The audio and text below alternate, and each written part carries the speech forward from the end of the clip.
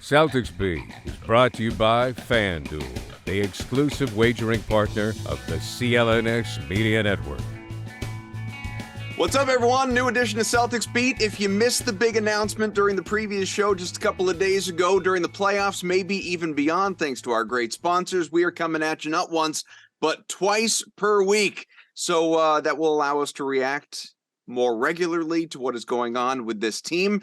This, it really should be and will be a celebratory episode of Celtics Beat because, of course, the last time we spoke, again, just a couple days ago, it was, will the Celtics rebound from the kind of nonchalant, take the Hawks for granted effort they displayed in Game 5 and come out strong in Atlanta in Game 6, win convincingly? I would say there was some of that, but by the end they did. They closed the game strong in every way that they did not Game 5. So, hey, it's on to Philadelphia, first at the Garden, but against the Philadelphia 76ers, and we will talk about it. Adam Kaufman, Evan Valenti. I'm superstitious, so Seth Landman is back with us. He was on to preview the first-round series with Chris Forsberg when Evan was on vacation. So we will have another three-person show, as we always do, coming at you, but Seth part of this one for a series preview. But listen, before we get to any of that, and if you're just here for the basketball, and quite frankly, you should be, just fast forward like 3, 4, 5 minutes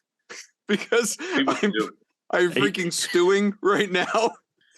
So this is we did this, Evan. We did this right after the Grandy show came after the Bruins loss in overtime. Yep.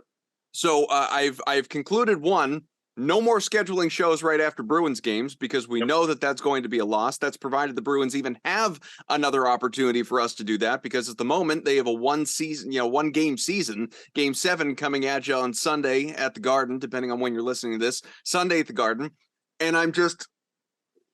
But you are superstitious. Never mind how much money the Bruins just cost me. and let me tell you also, and I think a lot of people would agree with this. If you had told me going into the game the Bruins would score 5 goals in Florida against the Panthers, I would have put my freaking mortgage on a win. So I'm glad I didn't have that information going in. But Mother of God, this isn't about the President's Trophy curse or any of that crap. I have to allow myself to believe that the Bruins are going to win this Game 7 and advance and continue on and not, have the biggest playoff choke job perhaps in history. Failure, Giannis. Failure is what we would call it after setting a wins and points record in the regular season, only to then crap out in the first round against not a totally inferior, a worthy Florida first-round opponent, the reigning President's Cup winner, but nevertheless, you win this series. And Jim Montgomery, the head coach, pushed a lot of the right buttons during the regular season, but this is not even a second guess. I have been for days, for games, saying, give Jeremy Swayman a start. Linus Ullmark doesn't look right.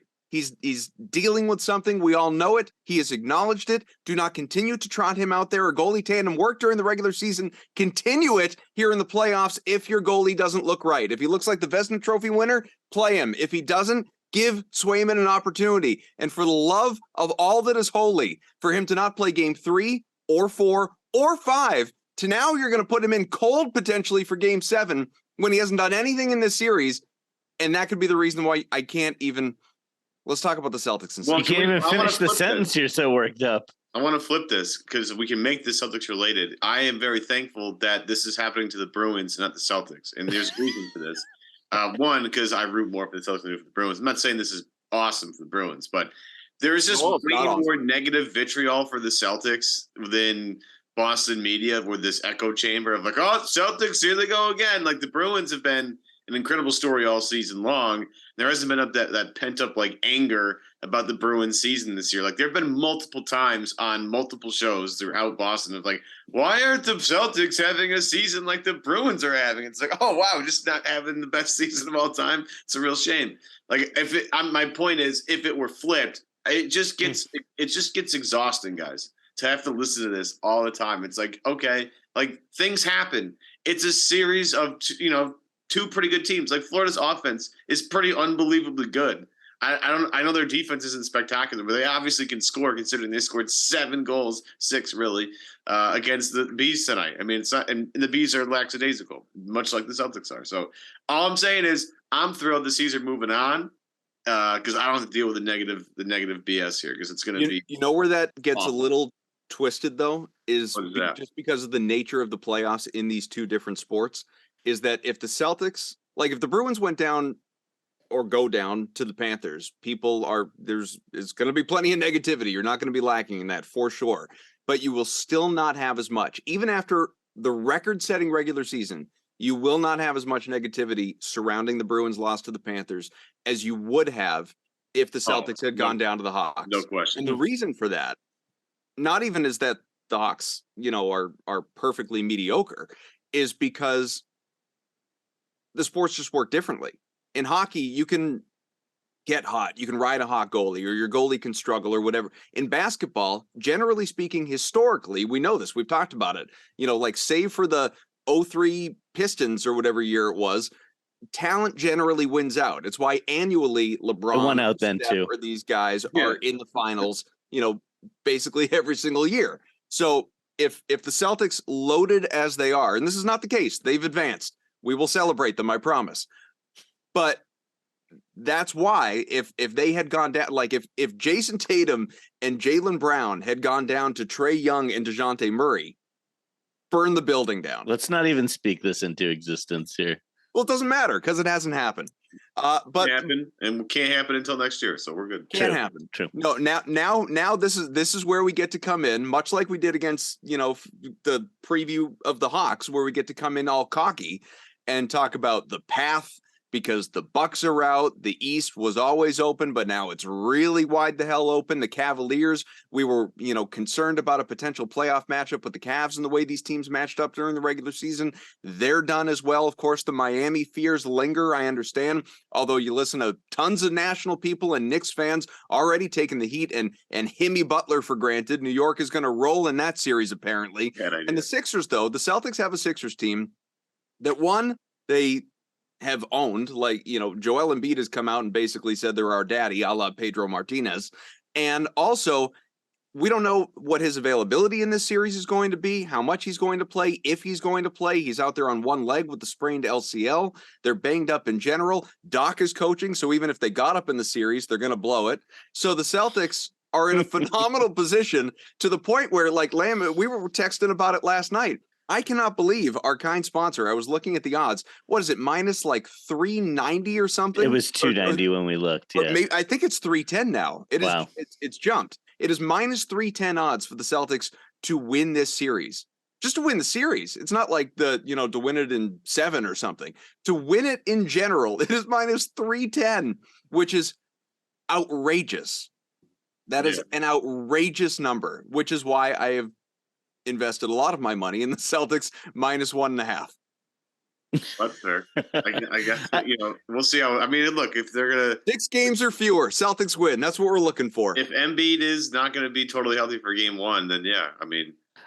Wait, hold on. Game 1, which by the way should have already been set for tomorrow night instead of Monday, but that's a whole other thing. Let's not. I don't want to. Okay, I feel. It's true. I feel cocky about a matchup against the Sixers. I think the Celtics are a much better team than the Sixers and match up particularly well with the Sixers. But I am not the type to be this gung ho about looking past a series. The reason minus 310 is a crazy number for a series like this is because things happen, right? We saw Embiid score 50. I mean, we'll talk more about the game Embiid had against the Celtics a couple of weeks ago, but when the Celtics had multiple starters out and they still only won by 3 points, even though I'm gonna talk a lot about how that game was a bunch of nonsense, but I mean, at the same time, it is true that he'll most people would consider Embiid to be the best player on the court for every game of this series, and so if you were healthy. If he were healthy, and maybe even if he's not healthy, people would consider that. I mean, I don't think that, but You could make the argument he's going to win the MVP award in a couple weeks. Yeah, I mean, Linus Ullmark's going to win the Vezina Trophy. Look what he's doing against Florida right now. So, yeah, I mean, True. regular season accolades only go so far. You got to show up in the playoffs. I am, if nothing else, and we'll get back to Embiid. We'll spend a lot of time on Embiid. But I am maybe even a little comforted. I didn't necessarily feel this way at the time, but now that the series is over, I can say this. I'm somewhat comforted that Jason Tatum did not have a very good series against the Hawks, because I feel like that, professional athletes shouldn't need continual reminders or motivators or whatever, especially come playoff time, and especially coming off of a brutal, devastating finals loss a year ago. Like, you should be in every way imaginable, you would think, locked in this time of year, or playing at your best this time of year, or however you want to, phrase it or categorize it. I don't know. Because I don't want to say like Tatum's not putting in the effort. That's not the case. He didn't have a very good series against the Hawks. But right. I am somewhat comforted by the fact that I think that is going to lead to him, having just a breakout, almost embarrassing the Sixers level series over these next 4, 5, 6 games that we see. You would imagine it will increase his focus. If he's aware of depending on the level to which he's aware of the fact that he just had a not so great series against the Hawks. I mean, it was encouraging to see the way he reacted to the win last night, and like the real outburst of emotion he showed after the tip dunk down the stretch, that I think was actually a little unusual for him. That's more emotion than I usually see out of him. It must be a little scary to be the favorite to win the title and see the Vegas odds shifting in your favor to win the title, and see the path kind of opening up in front of you. I do wonder if how athletes respond to that pressure sometimes, when they haven't won yet. And, they got their asses kicked in the finals last year. And I would imagine that there's some stealing yourself that comes with that, and some confidence. We know we were as good as those guys, and it was our fault that we didn't win, maybe, is what they're feeling. But at the same time, there just has to be fear there. They're human beings, and it sucks to lose, and people say things that suck about you when you lose. So Yeah, I would say, heading into the series, I'm feeling pretty confident about both Jays, and kind of for different reasons. One, Tatum just hasn't played that really well, although he was phenomenal in Game 6. And Seth, you mentioned the emotion he showed. I don't know if you guys caught the video of him going back into the locker room. Oh yeah, talking to Kemba. I was going to say, talking to Kemba, then walking into the actual locker room where the lockers are, and dapping everybody up. He was revved up. Brown was revved up. I thought. Did he take off his jersey, go full Kirk Cousins? Yeah. You like that? Yeah, you like that? That's what we need. We need that. But Mazzulla was pretty revved up after the game too. He's like, I'll paraphrase. He said, when Smart plays like that, we don't lose games, basically, which was, I thought, a pretty interesting quote.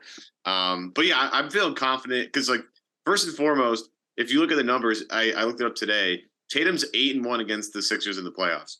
Yeah. So there's that. And I keep saying this when people ask me why I don't really fear the Sixers. It's because the Sixers have never had anybody that can guard either one of those guys for 48 minutes. They've never had it. And for Tatum, this is a great opportunity for him to refocus up and start playing like he's the best player on the team.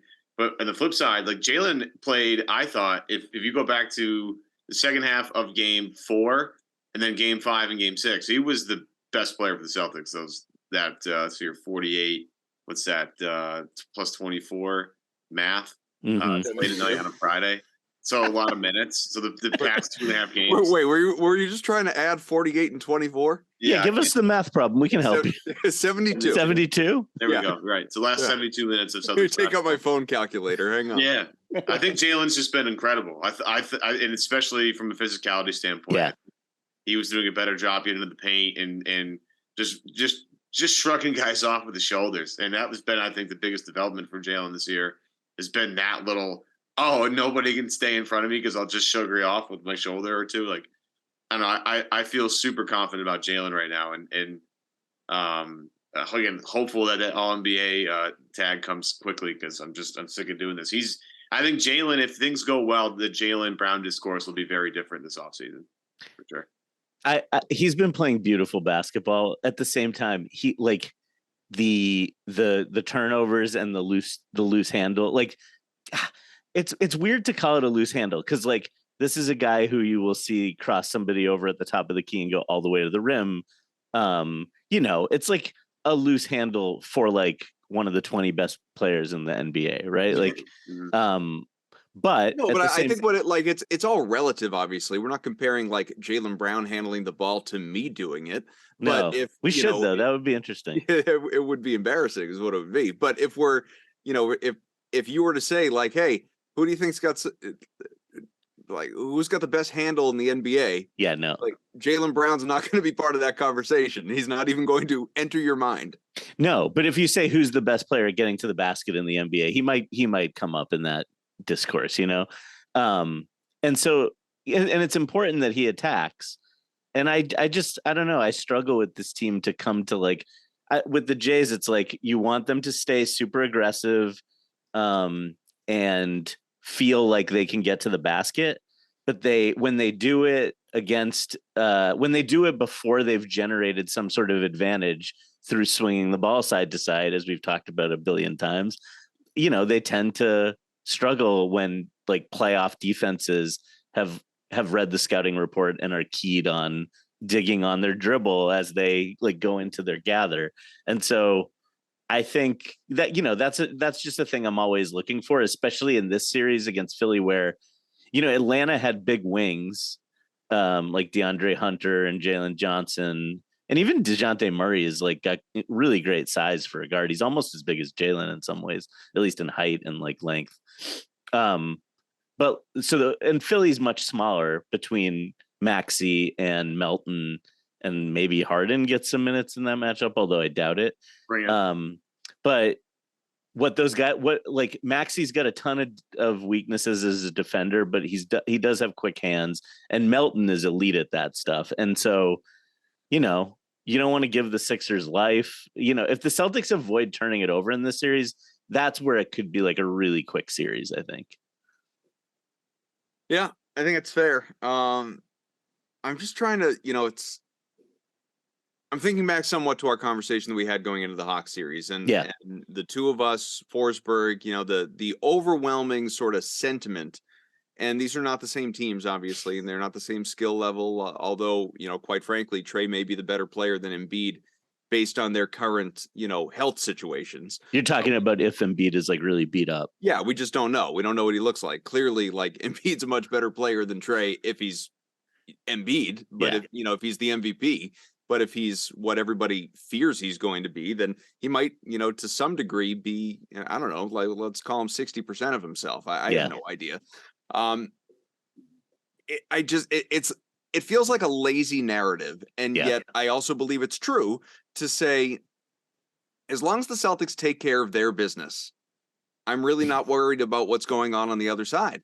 No, it's true. Like any time that they squandered an opportunity or fell apart against the Hawks in that series going 6 games in the first place is because they got careless, cocky, lazy, whatever else, and didn't do what they did in the last 5 minutes of the closeout game, and that plagued them at points. It's why we have had so many conversations spanning years at this point about them playing down to their competition, or about them just, not locking in, and all the post-game commentary about we're not going to do it the next time, and then they do it again. It's if they just do them like you do you, right? If they just do them against the Sixers, this really shouldn't be a series. It really shouldn't. I'm not saying it will play out that way because I don't know. If I had a crystal ball, I wouldn't have bet so much on the Bruins tonight. Stats, all the stats we've cited in the past about how the Celtics were the best team in the league this year against other good teams around the league. Like if you take your team's record against just the 10 best teams in the league, the Celtics were much better than everybody else in terms of net rating and all kinds of other stats. And I think part of that is that there is some truth to this, like playing down to your competition thing. I I also think there's some truth to just like that's human nature. Like it's hard to do the steps it takes to be great when you feel like it's right there for you to just be great without doing those steps.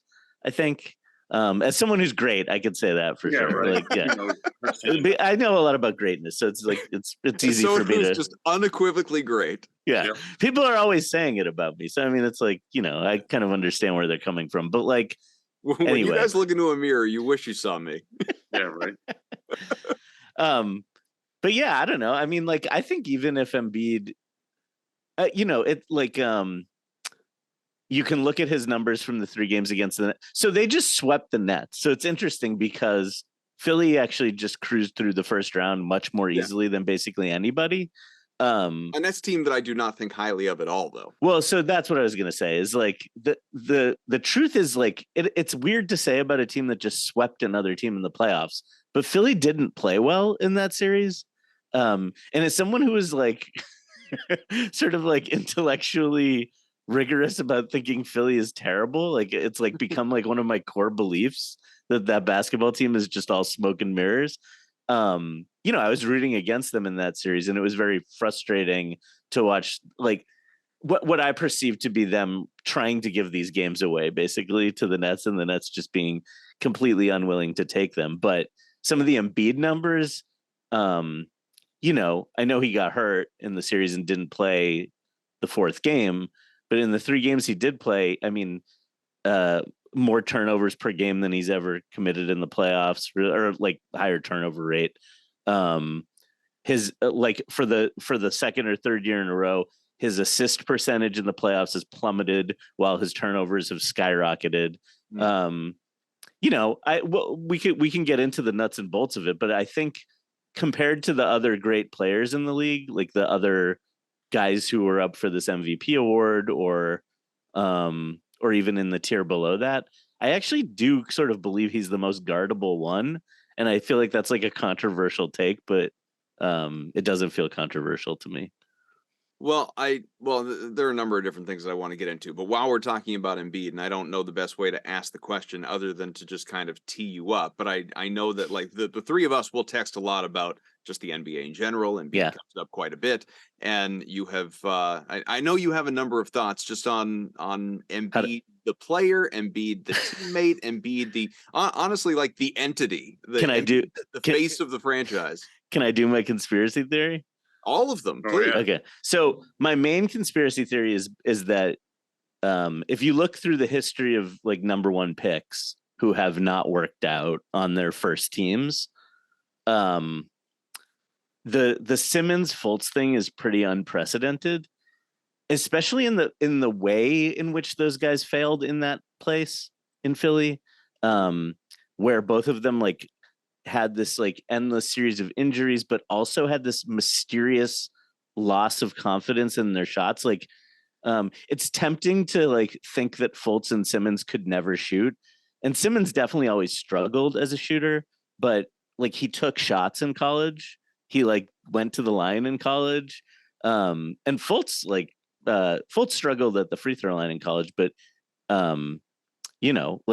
people will remember watching that first summer league and like before things went off the rails for him, he didn't have that like hitch in his jump shot. Like things happened with those guys around confidence, and there's got to be something going on in the water with that Philadelphia 76ers team that makes that possible. And I just wonder if Embiid, I think he can grate on people a little bit. Like I think he's got like a way of being like, of seeming like he's above the discourse while like immersing himself in the discourse that must drive people crazy. Like some of his comments about this year's MVP award and about like how other guys say they don't care, but they definitely care. It's like, I don't know, like the way he says that as he's like campaigning for this award seems kind of bizarre to me. And then the other thing I was just texting with, the one piece I want to add to this little conspiracy theory I have, that maybe Embiid is possibly a terrible teammate and that's what broke Fultz and Simmons, is like, what the heck happened with Al Horford that year in Philly? Like, why did it like Alice sure as hell never talked about it. like Yeah, why did that not like I understand that it was like a bad fit in some ways, but why was Al Horford like bad during the minutes he did play and like and then just left and went totally back to being like the really good version of Al Horford basically immediately? It's like that's never been really fully explained to me, and it is pretty bizarre. So like I don't know, there's been so many weird bad vibes around that team over the years and like underachieving relative to the talent level that it feels like you have to wonder a little bit about what happened with Fultz and Simmons, especially as Fultz sort of like starts to become like a weirdly confident player again. Starting to like UW Fultz at the end of the season. He was doing really well. It was awesome, actually. It was great. Yeah, he's a beast. Yeah. So anyway, that's kind of, but like then the other piece of this with Embiid is like what is it? It's like a problem. It's like an emotional problem I have where I'm bothered when people get credit for the wrong things or something. Like the best example of this that I can think of is like when Kobe Bryant was winning like defensive, like making defensive all defense first team towards the end of his career, like long after he had stopped playing defense. Or like people saying Kyrie is like going to make the Mavs better when it was like obviously not true to everyone who was paying attention that wasn't going to work. And then it didn't work, but we still have to like keep hearing about how this guy's a great player. So with Embiid, I just wonder like how many times can you not make it to the conference finals when you were supposed to make it to the conference finals? Like there's an excuse every year. And it's like, at some point, can we say that he's like, even when there isn't an excuse, he like doesn't show up in a lot of these games, runs out of gas down the stretch, turns it over way too much, misses the shots he's been making all year, fails to make the passes he's been making all year. So anyway, blah, blah, blah. He usually looks tired too at the end of playoff runs. And I only can say this from experience because Boston has plenty of experience eliminating Philadelphia from the playoffs. Well, it happens in seasons. Like I feel like for the last couple seasons, at the beginning of the season, we hear about how Embiid looks amazing and he's in great shape. And then like he's still running out of gas at the end of playoff games. Like how much of it do you put on? Obviously, he's had multiple coaches now, but and multiple general managers for that matter as well. How much of it do you put on them not surrounding him with the right people versus him being the core problem? Yeah, I mean, the Simmons fit was interesting and problematic. And like, I do think it's true that Embiid did try to turn himself into like, he spent a lot more time on the perimeter than he wanted to as a way to try to like fit Simmons in. I think all that stuff is true. I mean, I do think Embiid is an amazing player. I just think he's like a tier below where people think he is. But at the same time, it's like, he's kind of got the perfect pick and roll partner for him now. And that's why they like lead the league in pick and roll efficiency, even though Harden can't get by anybody and Embiid refuses to roll all the way to the rim. Like those guys are so talented that they still lead the league, like that they're still an incredibly efficient pick and roll combo. So go back to that last season's Philly game where Embiid hit a cajillion mid-range shots to get to his 50 plus. It was like, is he gonna miss one of these? Like he didn't miss 5 one of those. It was he just kept shooting mid-range jumpers and hitting all of them. So to your point of like, it's part of the running out of gas thing. It takes more effort to get all the way to the basket than it does to like pull up from 12. Yeah. So between all him killing us in the mid range and PJ Tucker hitting 3 threes from the corner, like that, the Celtics win that game and we lost by 2. The C's are probably even bigger favorites at this point, Kaufman. Well, speaking of, if you want to hand out any lines or any prop bets or anything like that, let's talk about our the great people that have allowed us to come to you twice a week. Our presenting sponsor, FanDuel. Grand slams, no hitters, and double plays are back. Summer's here, or coming at least, I should say. There's no better place to get on the MLB action than FanDuel, America's #1 sportsbook and official partner of Major League Baseball. And new customers in Massachusetts can get in on all the action with $200 in bonus bets guaranteed when you place your first bet of $5 or more. Just sign up at FanDuel.com/Boston. Finally, we all now can bet on our favorite sports, money lines to point spreads to player props, and a whole bunch more. Started building my same game parlay for Monday night, C's Sixers game 1. I'm always going to be very adamant that Jalen and Jason can feast on this Philly team. They've never had a single guy that can guard either of these guys. So Jalen and Jason to go for 20, Tatum with 6+ rebounds. And I love the Al Horford revenge factor here. Al to make 2+ threes, all together plus 163. So have some fun with that. Be my first little handout of the second round for the Celtics. There'll be a lot. I tell you guys, I know Landman doesn't care, but and it doesn't matter. This was like when I'm screwing around.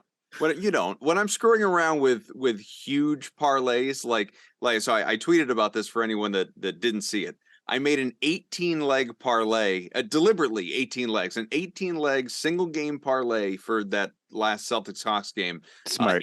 18 in honor of Banner 18, the chase for Banner 18. Sure. And I wanted to get there, so I'm like adding legs because I was sitting at 14 or something, which is already an egregious number for a parlay.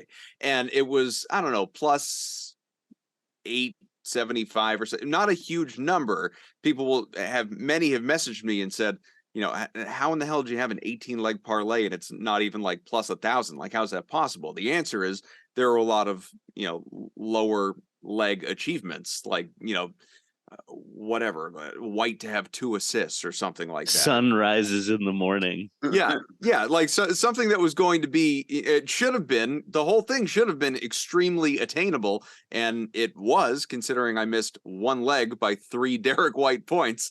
I think he had 7. I had him to have 10 or 9.5, you know, over whatever it was.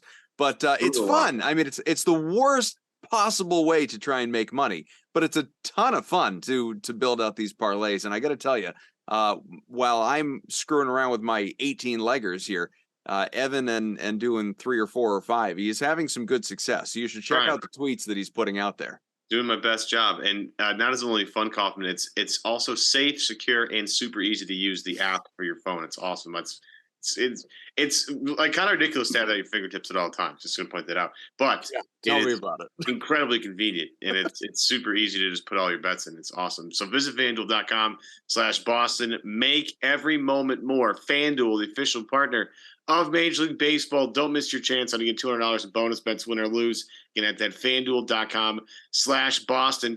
Embiid over 4 turnovers. That's let me throw that out there. There you go. Let's see if we can get it on there. I don't think you can actually bet turnovers on that book. Huh. I wish you could, because I would definitely be on that. It is interesting seeing the intricacies of, you know, one book versus another, like what you can do and what you can't do. They've all got their. Can you bet free throw? James Harden under 4 free throw attempts. That would be another interesting one. Yeah, I don't know that is an option either. But or under 4.5 maybe is where I'd put that one.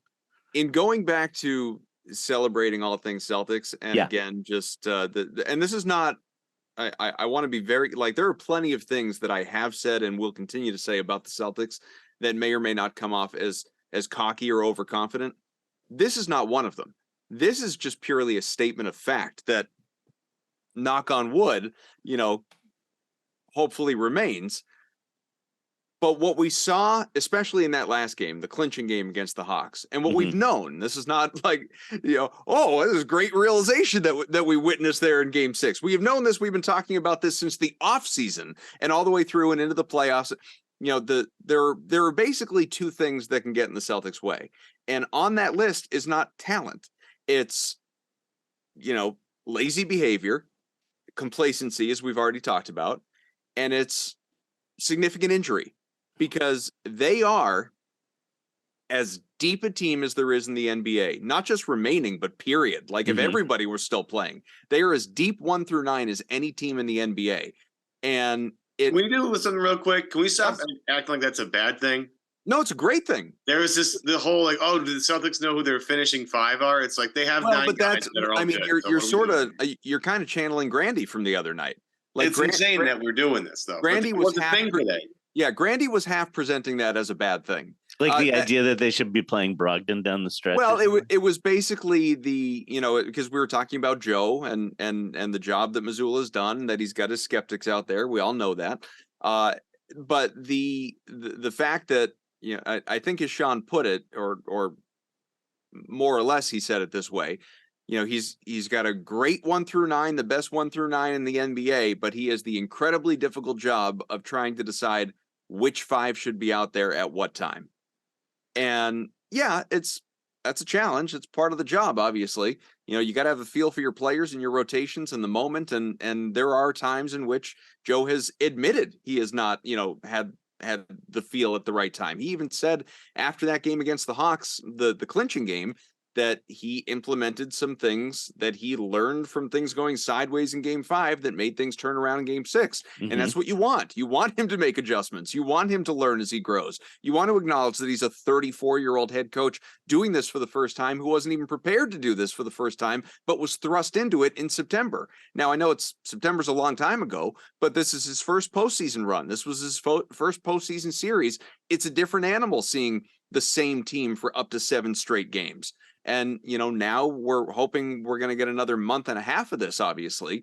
And the road is set up incredibly well for him, to where people, I heard Scal on the radio the other day say, this is a failure if they don't win the title this year, because the road is just so beneficial for them, with Milwaukee being out, Cleveland being out. Yes, there's Miami, the stuff we've already talked about, and Philly not being close to full strength. This is the time. Seize it.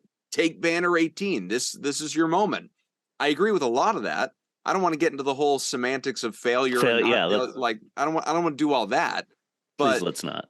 But the depth, the reminder of the depth, seeing it, when sometimes it's not on full display, the reminder of seeing it and what this team can be when it's just, again, doing it, right? You doing you, like I said before, when they are just themselves, as we have seen throughout the vast majority of this season, then it does. It makes it has a tendency to make you a little overconfident.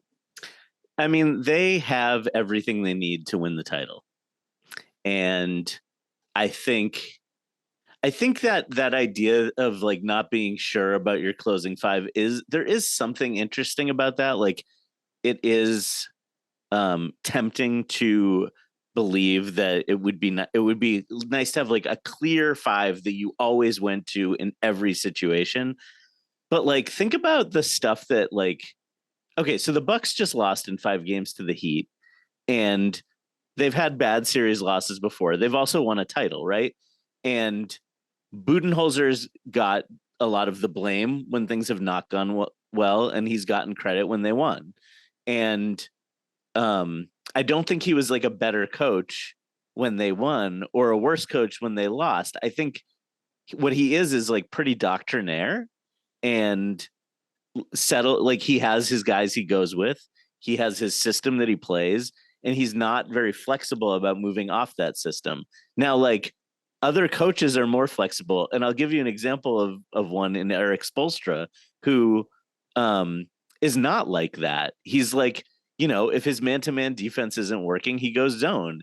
If a player isn't working in a matchup, he's not like, oh, well, I have my set 5-man rotation or like 5-man lineup that I know I play in crunch time. He's like, you know what? I'll have Bam Adebayo be the point guard for the last 5 minutes of this game. Like, and we'll like win the series that way. 'Cause like the thing I was trying to do isn't working. And so I think, I do think there's a degree to which Joe is, of course, still figuring things out, but I think that's what every coach does.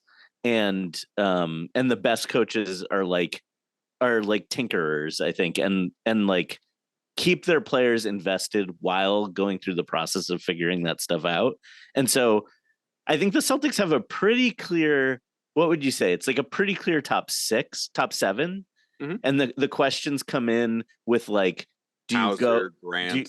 Well, so Hauser, not even thinking about that, just like thinking about who do you have on the floor at the end of a game. Rob, which one? Yeah, like Malcolm versus Rob, or like, I thought you were talking about those that were like getting excluded from the top 7. No, I would say like the choices he has to make are like, do you go double big with Rob and Al? Do you would there ever be a situation where you want all 3 of Brogdon, White, and Smart on the floor, like maybe Tatum at the 5, and like how weird are they willing to get with this stuff? Because I do think they have 7 players who you could, and maybe 8 if Grant is like playing the way he was in last year's playoffs, who you could pretty easily make an argument could close out a game. And I think like I think not knowing what the answer to that is actually like kind of fine and pretty normal. I guess that's where I come down on it. Just Do you depends have on a thought, by the way, just because you brought up, or we both brought up Grant? Do you have a thought on?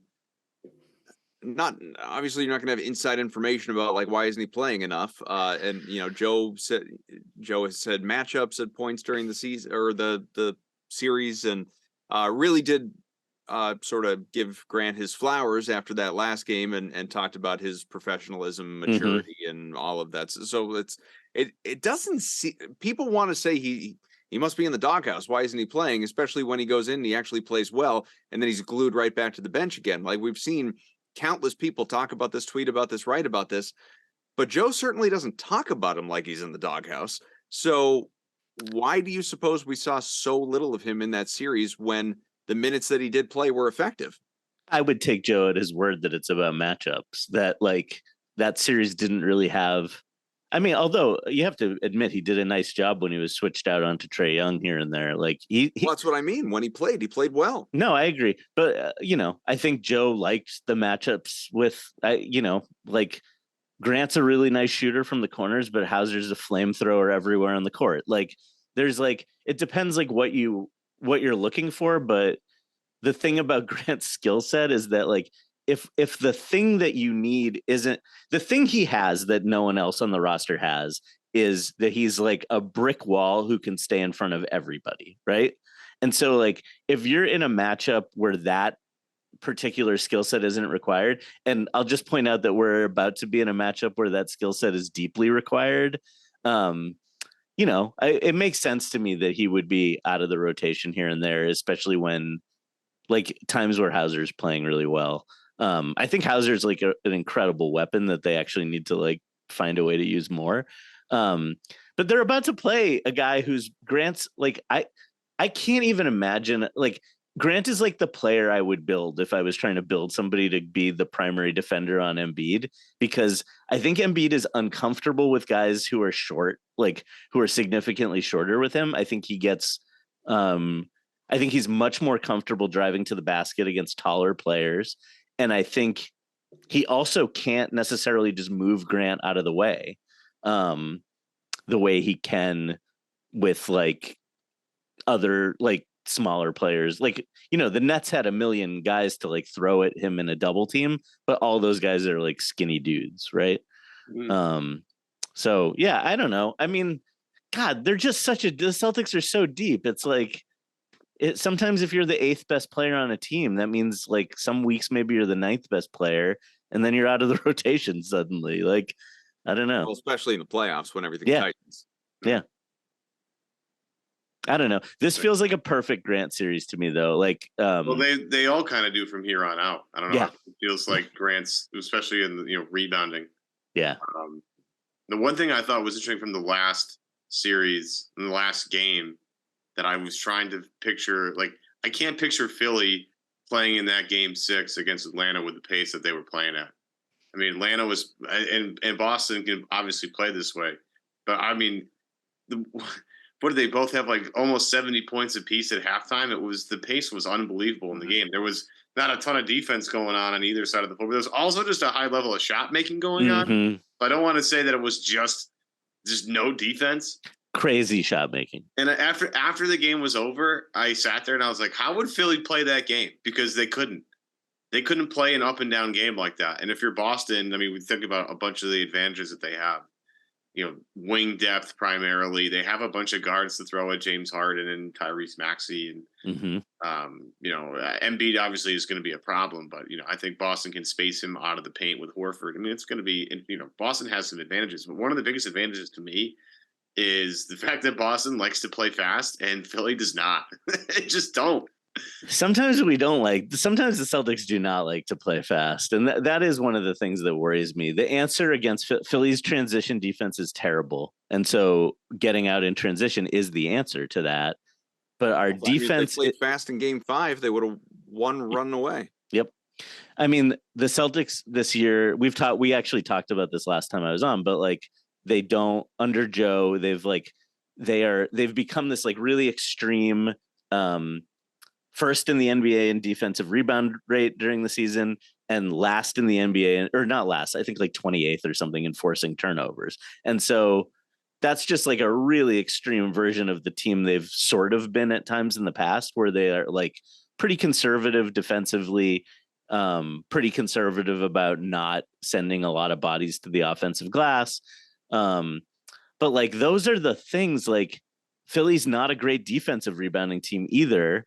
They don't really go for offensive rebounds. So like, can you kind of like take advantage of that in some ways?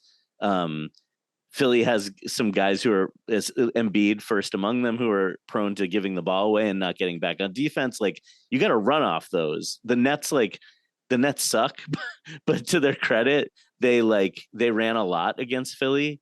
Some of the few opportunities they did have to score came from forcing turnovers in transition. Philly is an elite half-court offense. Their half-court offense is as good as the Celtics half-court offense over the course of the season. It's all the other stuff that where they sort of like, their Embiidness sort of like slows them down a little maybe. And Harden likes to be really deliberate too. But, that's also why Maxey and Melton are so important for them. I don't want to drill down too much on this, just in the interest of time. We've already been at it for a little while. And like I said, we're doing 2 shows a week now. So we'll have more time to kind of talk about the Sixers when the series gets underway. Thinking about it, well, let's see. The series begins on Monday. Game 2 is on Wednesday. Probably do a next show, I would guess, after the first 2 games when the series shifts to Philadelphia, if I'm projecting ahead. But right now, before the start of the series, Seth, we keep talking about Joel Embiid, and rightfully so. He's the star. But again, we don't even know if he's going to play game 1, let alone how well he's going to play if he is out there. So if there's anyone that the Celtics should be concerned about, or Celtics fans should be concerned about on that team, who can hurt you, who can help them steal a game, Maxey. Surprise, Yeah, 100%. Maxey. Maxey's awesome. So Harden, I don't think man, it's complicated. The Harden thing is so complicated because thought you'd say Harris. No, it's not. It's definitely not Harris. That guy, Harden, is kind of an incredible. He's become this like incredible caretaker point guard. Like, it's a weird evolution for him. If you think about like late career Jason Kidd, who just like stood at the top of the key and kind of like rifled passes to the exact right place over and over again, there's some of that going on with Harden. So I don't want to make it seem like he's not dangerous, but he's not driving by any of these Celtics. The Celtics have like 100 guards who he's not going by, and in an isolation, and who can get a hand up in his 3. And so like, there might be a game or 2 where Harden makes a ton of step back threes. But the player on the Sixers who brings the most like improvisational offensive flair is Maxey. He's the one who can make himself be kind of like unschemable. He's unpredictable. He finds open spaces. He's really good at playing off their stars. He's like an absolute profound liability defensively. So like, you have to pick on him at the other end. But he scares the hell out of me as an offensive player. He's an incredible shooter. Yeah. Like the game 3 that he won basically by himself against. Yeah. It was awesome. He's shot over 42% on threes 2 years in a row for a guy who like came out of college with some questions around that part of his game. He's just like a Smith over Tyrese Maxey too, by the way. It's a tough look. Yeah, I know. It's a tough one. Still a believer in Aaron Nesmith, by the way. Just want to throw that out there. Yeah. But yeah, to me it's Maxey, like, by far. And I would also just throw out the name. Oh God, I can never remember which McDaniels is on. It's Jaden. It's Jaden, right? Or is it Jalen? I don't know. Maybe it's Jaden's on this team and Jalen's on Minnesota, right? Okay. Well, so like, that was an interesting move when they sort of like swapped Matisse Thybulle out for him. Thybulle, like, if you look at Philly's lineup data from this season, they finished with a pretty good defense, but almost Jalen's all on the Sixers. I had to look it up. Thank you. Sure. Philly's defense, like a lot of the a lot of their best defensive lineups, like even when you look at it at the end of the season, actually had Thybulle in them, and he's like not on the team anymore. And I think they brought in McDaniels hoping that he could like provide some of the defense Thibault provided while also like making an open shot once in a blue moon. And he's like, in theory, he has the game to be able to be the wing we're talking about who might be able to deal with Tatum and Brown. Like, I could see a world where McDaniels like wins them a game. I guess I sort of look at it as like with Atlanta, obviously, and we saw it, but you know, Trae Young was capable of he is the talent despite his lack of ability or whatever else on the defensive end. Offensively, he has the talent to steal multiple games in a series. Oh yeah. Well, Embiid is certainly that guy as well when he's right, and maybe even when he's not right. We'll find out. But other than that, I mean, I guess Harden, depending on how you view him at this stage of his career, maybe he can be that guy. But from there, it's sort of one-offs. You know what I mean? Like it's sort of in the way that the Celtics, when they lost to the Knicks, when Emmanuel Quickly went off, like Quickly's not going to do that. He's not going to steal a series, but he can steal a game. You know, Maxey, to me, same kind of thing. He's not going to steal a series. He can steal a game. I would say offensively, Maxey's like a big step up from there. He's like a legit He's very good. I would say he's probably one of the, off the top of my head, I want to say he's like one of the 25 best offensive players in the league. Purely offensive. Yeah. Like he's a true, to be able to shoot like that with that quickness, that's just like kind of an outrageous, and he can do it off the dribble too. He's a pain in the ass. He's going to be a pain in the ass for sure. Yeah, he scares me if we're not locked in. But yeah, I don't know. I mean, it's weird to say. In some ways I'm more worried about playing against a team like Atlanta than I am against playing against Philly. Like, I don't think I would be incredibly disappointed if the Celtics lose to the Philadelphia 76ers. Well, like, think about it this way. Is there a guy on Philly? Because towards the end of the series, the Celtics were leaving Jalen Johnson, John Collins, and DeAndre Hunter wide open. It's like, okay, if you guys are going to hit threes, by all means, bomb away. Let it rip. And they did, and they still won. Yeah, and DeAndre Hunter had 2 games where it was like, oh, he's going to hit all these now. And yet, it didn't seem to matter. Is there anybody? I look at Philly and thinking, like, is there anybody? Is Tobias Harris going 7 of 11 from 3-point range? They're going to help. Maybe once, but they're going to guard Tobias Harris at the 3-point line. I think they're going to help off Harris, and despite the end of that last game against Philly, they're going to help a ton off Tucker whenever Tucker's in the game. McDaniels is going to have to prove that he can make threes.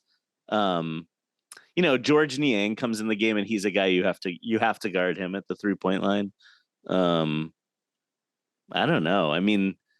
If Embiid's like lollygagging out on the perimeter, they're not going to go anywhere near him. Yeah, let him shoot. We love it when he shoots out there. Yeah.